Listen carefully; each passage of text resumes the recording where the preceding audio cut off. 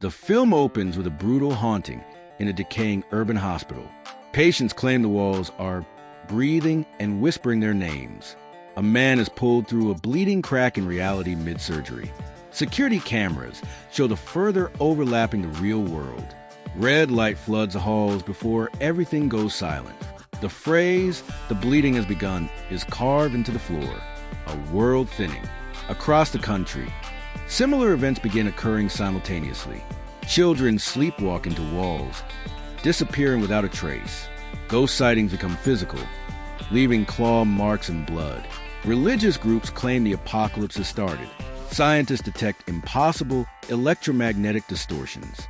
Reality itself seems to be tearing at the seams. Elise's warning returns. Through old recordings, Elise Rainier's voice resurfaces. She warned of a future where the further would no longer be separate. Her notes describe something called the bleeding world, a state where the living and dead fully overlap. She believed one final door still held everything back, and that door was weakening fast. The new protagonists. We meet Mara, a trauma therapist with suppressed psychic abilities. Her patients describe the same red-lit nightmare realm. Mara begins seeing spirits outside of trances.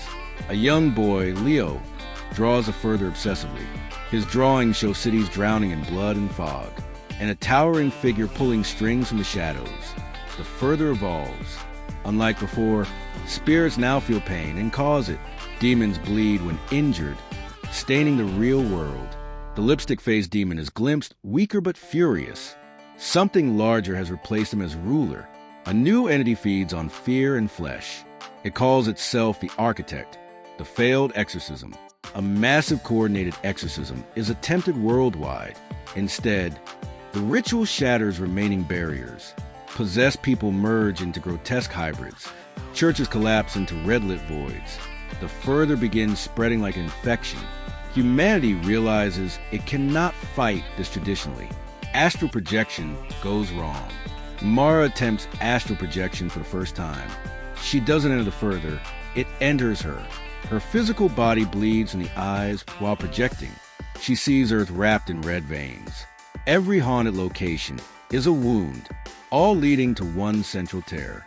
The core of the bleed, the epicenter, lies beneath an abandoned mining town. A forgotten Insidious cult once worshipped the Architect. They tried to merge worlds permanently. Now the seal is cracking open again. Leo begins speaking in an ancient, inhuman voice, claiming the door was never meant to close. The further on Earth, night becomes permanent in some cities. Fog from the further spills into streets. Ghosts hunt openly, no longer hiding. Governments collapse under mass hysteria. Survivors mark safe zones with salt and light. But nothing fully stops the bleeding. Elise's last lesson. Mara discovers Elise left one final astral imprint, a fragment of her soul bound to the red door. Elise explains the bleeding world is a cycle. It has happened before, wiping out civilizations. Only one sacrifice can reset the boundary. Someone must become the new gatekeeper. The Architect revealed. The Architect appears, vast, stitched from lost souls. It designed the further as a feeding ground. Human fear made it powerful beyond control. The lipstick-faced demon was merely a servant. The Architect wants the worlds fully merged, so fear never ends. Leo's true role. Leo is revealed to be a living key, born during a previous minor bleed event. His mind naturally opens doors between realms. The Architect has been guiding him since birth. If Leo dies, the bleed accelerates. If he lives, the door can be sealed. Descent into the red core. Mara leads a desperate astral mission. They travel deeper than any human ever has. The further becomes organic, pulsing and screaming. Dead cities float in endless darkness.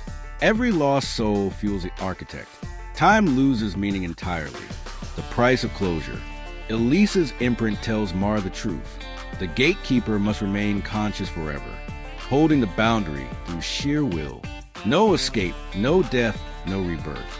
Mara realizes this is why Elise feared the future, and why she never wanted anyone to follow her path. Betrayal from within.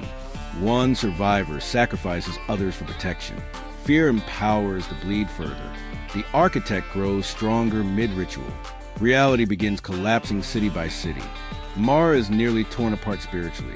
Leo saves her using his abilities. The final choice. Mara prepares to become the gatekeeper. Leo refuses, choosing himself instead. He says children shouldn't inherit broken worlds. He steps into the core willingly. The red door forms around him. The bleeding begins to reverse. The seal is made. The architect screams as the further retracts. Cities reappear, though scarred and ruined. Ghosts fade, leaving ash and blood. Leo is trapped beyond the door, but alive, watching over both worlds. A new balance is formed. Aftermath. The world survives, but is permanently changed. Some places remain thin and haunted. Mara loses her psychic abilities completely. She remembers everything, but can't return. Humanity debates whether this was a warning or a temporary mercy. The new red door. Years later, a child draws a familiar red door. Mara recognizes the signs immediately. She hears Leo's voice faintly calling out. The bleeding never truly stops. The camera lingers on a crack of red light, slowly spreading again. Post-credit scene. Deep in the further, something stirs. A new presence watches Leo from the dark. Not the architect, but something older. The walls begin to pulse once more. A whisper echoes. Evolution requires pain. Cut to black.